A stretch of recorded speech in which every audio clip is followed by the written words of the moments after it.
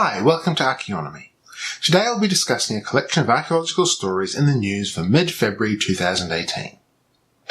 We'll start today in Japan with a short article from the Asahi Shimbun entitled Ancient Tomb Containing Splendid Armour Found in Kyushu. And you can see this well-preserved cuirass right here next to the stone coffin. On with the story. Shibushi, Kagoshima Prefecture. Workers paving a farm road here stumbled on a 1500-year-old underground tomb containing a large stone coffin, human remains, and armour in remarkable condition. The remains are likely of a local chieftain, while the cuirass, a type of breastplate known as tanko, is believed to have been a gift from the Yamato imperial court in current Nara Prefecture in appreciation of the leader's cooperation, the Education Board of Shibushi City said on January 24. The grave is from the Kufun period, late 3rd to 7th century AD, and contained the skeleton of a 170 cm or 5'7" tall male. More than 20 other grave good items besides the cuirass were found as well, though sadly the article doesn't show them. They included a sword, spear, axe, and an iron arrowhead, so we're definitely talking about a warrior's grave then. I don't have much more to say about this article, I just thought it was a great find, as often happens, stumbled upon by accident. Let's move on to a more substantial piece. This article from Heritage Daily is entitled Prehistoric Wine Discovered in Inaccessible Caves Forces a Rethink of Ancient Sicilian Culture. Monte Cronio rises 1,300 feet above the geothermally active landscape of southwestern Sicily. Hidden in its bowels is a labyrinthian system of caves filled with hot sulfuric vapours. At lower levels, these caves average 99 degrees Fahrenheit, that's 37 degrees Celsius, with 100% humidity. Human sweat cannot evaporate, and heat stroke can result in less than 20 minutes of exposure to these underground conditions. Nonetheless, people have been visiting the caves of Monte Cronio since as far back as 8,000 years ago. They've left behind vessels from the Copper Age, early 6th to early 3rd millennium BC, as well as various sizes of ceramic storage jars, jugs, and basins. In the deepest cavities of the mountain, these artifacts sometimes lie with human skeletons. One of the questions being asked was, what did the vessels originally contain? 100 milligrams of brown powder was scraped from each of the 5 ceramic vessels in November 2012. 3 different analysis techniques were employed according to David Tanasi from the University of South Florida. Nuclear magnetic resonance spectroscopy, or NMR, would be able to tell us the physical and chemical properties of the atoms and molecules present. We turn to scanning electron microscopy with energy dispersive X-ray spectroscopy, SEM/EDX, and the attenuated total reflectance Fourier transform infrared spectroscopy, ATR-FT-IR, for the elemental analysis, the chemical characterization of these samples. Dear God, those are some long words. If you're a follower of this channel, you may remember I discussed the work being done at Göbekli Tepe on stone basins using this technology to identify chemicals indicative of the brewing of beer. Moving on. We found that 4 of the 5 Copper Age large storage jars contained an organic residue.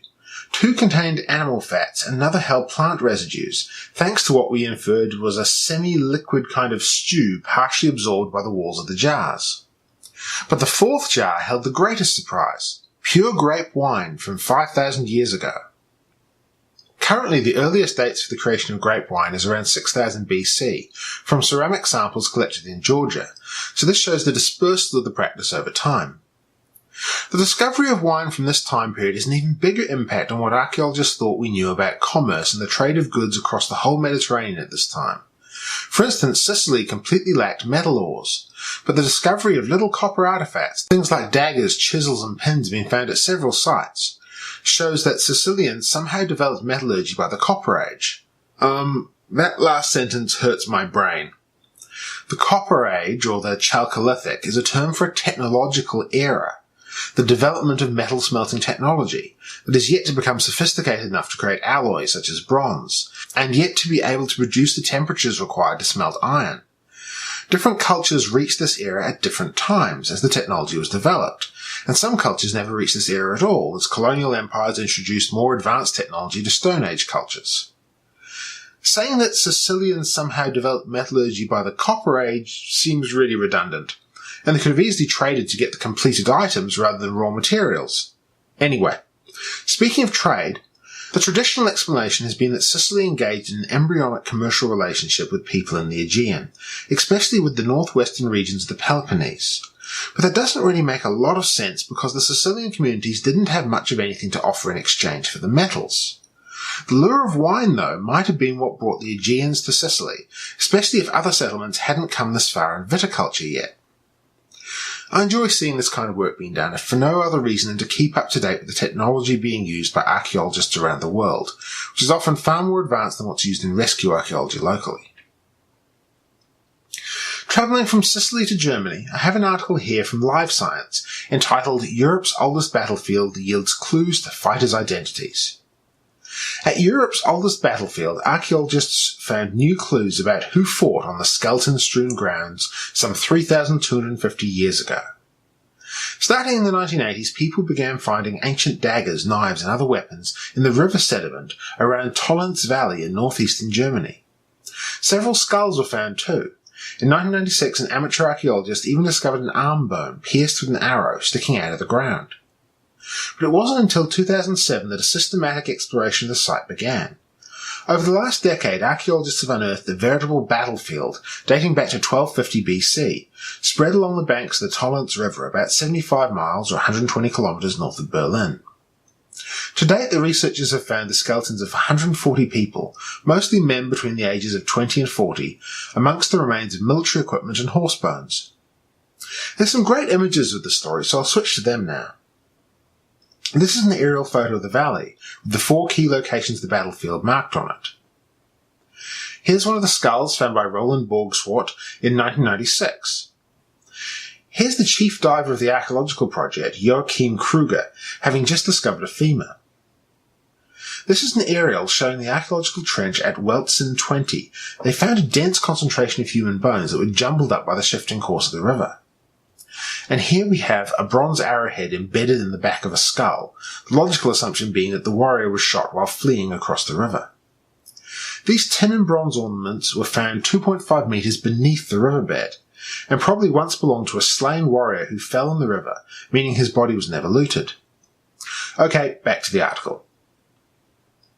Archaeologists had lacked evidence of large battlefields from the Bronze Age in Europe, despite all the metal swords, hill forts, depictions of violence, and scarred human skeletons from the period. Around the Mediterranean, this was the era of the legendary Trojan War, and Egyptian warrior kings like Ramesses II, whose tombs document his battle with the Hittites. This appears to be the inside of that skull we saw earlier, with the barbed bronze arrowhead protruding into it. Ouch. What's been found so far at the site probably represents only a fraction of the carnage, Turnberger added, as the winning side likely looted weapons from the fallen enemies and recovered most of their dead comrades for a more respectful burial. Turnberger estimated that more than 2,000 people might have been involved in the fight. To get a clearer picture of who fought in the battle, Turnberger and his colleagues decided to do a chemical analysis of the skeletons. The researchers looked for elements like strontium, a naturally occurring mineral in food that can leave a geographically specific signature in persons' bones. For example, someone who spent most of his or her life in Scandinavia will have a different strontium signature than a person from Spain. The results of the study, which were published in August in the journal Archaeological and Anthropological Sciences, showed that there was a large, diverse group of non-locals involved in the battle. Unfortunately, strontium analyses are not so exact that archaeologists can point to a map and say they came from there, Turnberger said. The results do at least suggest that many of these non-locals came from the south, perhaps from southern Germany and Central Europe. This interpretation agrees with some of the archaeological finds. Central European-style arrowheads and dress pins have been found on the battlefield and nowhere else in northern Germany, Turnberger said. The archaeologists compared the chemical signatures to those found in nearby mass grave at Wittstock, dating to 1636, and saw a lot of similarities. At Wittstock, a large number of mercenaries from all over Europe had been present, which had led the archaeologists to question if the movement of professional soldiers around Europe had also been going on in the Bronze Age. This time in 1300 BC was also marked by cultural upheaval in Central Europe, when new ideologies were coming in from the Mediterranean with the start of the Urnfield culture, named for the way that the dead were cremated and buried in urns. It's not by accident that our battlefield site is dating to this period of time, Turnberger said. I've always had a passion for battlefield archaeology, and seeing it conducted on such an early site is really fascinating. Terberger's team is now moving on to study the wider landscape, so I look forward to seeing what comes from that work. Now off to the city of Ashur in Mesopotamia. We have this article from Science Nordic. Clay tablets from the cradle of civilization provide new insight into the history of medicine. Before the Greeks excelled in science and philosophy, culture was blooming in Mesopotamia, located between the Euphrates River and the Tigris River in present-day Iraq. This region, known as the cradle of civilization, was the seat of the Neo-Assyrian Empire, which lasted from around 900 to 612 BC. Some historians consider this kingdom to be the first true empire in history, and many Assyrian kings and cities are described in the Old Testament. A Danish PhD student has now analysed clay tablets from the kingdom's heyday, in which a man, called Ashur, documents his education to become a doctor, and how he combined magical rituals with medical treatments. This is one of the most detailed accounts of ancient medical education and practice ever recorded. The residents of Mesopotamia did not distinguish between what we today call magic and medicine. For them, disease was caused by supernatural forces such as gods and demons. Treatment typically included identifying the illness according to the power that caused it. Then medical agents were applied to heal the disease and its symptoms, alongside rituals to appease the gods. Some texts, which researchers call medical, consist of both diagnoses, descriptions of symptoms, prescriptions, incantations, prayers, and rituals. Disease could be caused by sinful or objectionable behaviour, or it could be the result of witchcraft performed against the patient. There's evidence that Ashur began his training practicing on animals, and worked his way up to adult humans as he became more proficient. For example, his studies included observing bites or stings, trying to understand the venom's processes. At this time, bile is considered similar to a venomous substance. It can regulate certain bodily processes and could be the cause or contribution to cause of an illness. This idea is reminiscent of the important Greek physician Hippocrates. They got caught by the autocorrect there. Hippocrates' theories of humours, where the imbalance of 4 fluids in the body can be the cause of illness, he says. However, the Mesopotamian conception of bile seems to differ from the Greek.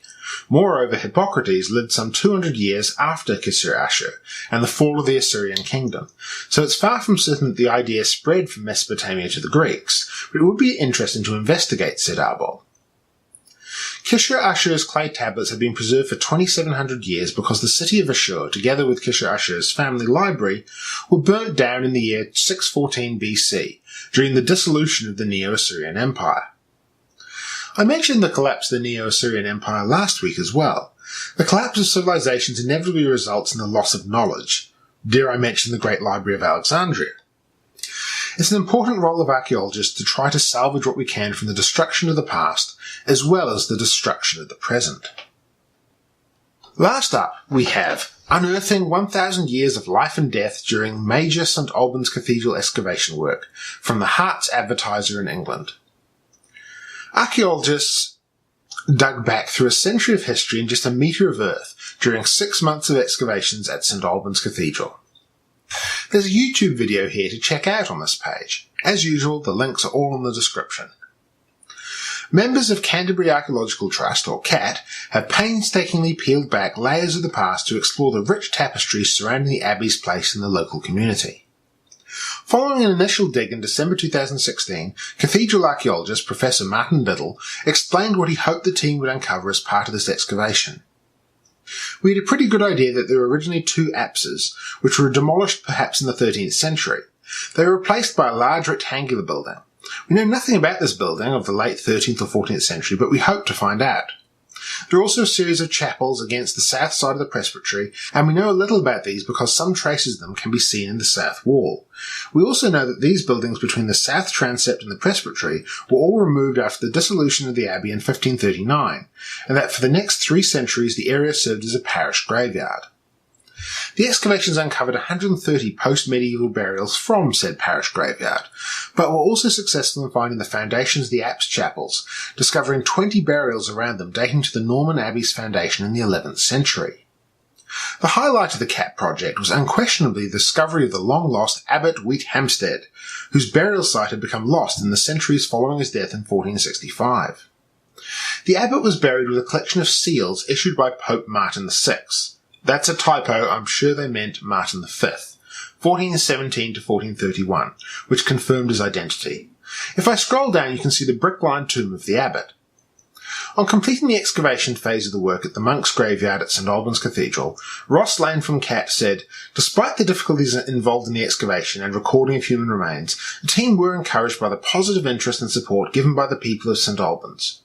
This has been a fantastic excavation set beneath the ancient tower of St Albans Cathedral. It's been a privilege to uncover part of the story over 1,000 years of worship, life and death in such a unique place." The excavations are occurring in advance of the construction of a new information centre next to the cathedral, space for visitors to learn about the building and its history. I hope you found these stories interesting. It's a nice mixture of salvage and academic archaeology this week. Who knows what will show up in the news next week? Thanks for watching. Cheers!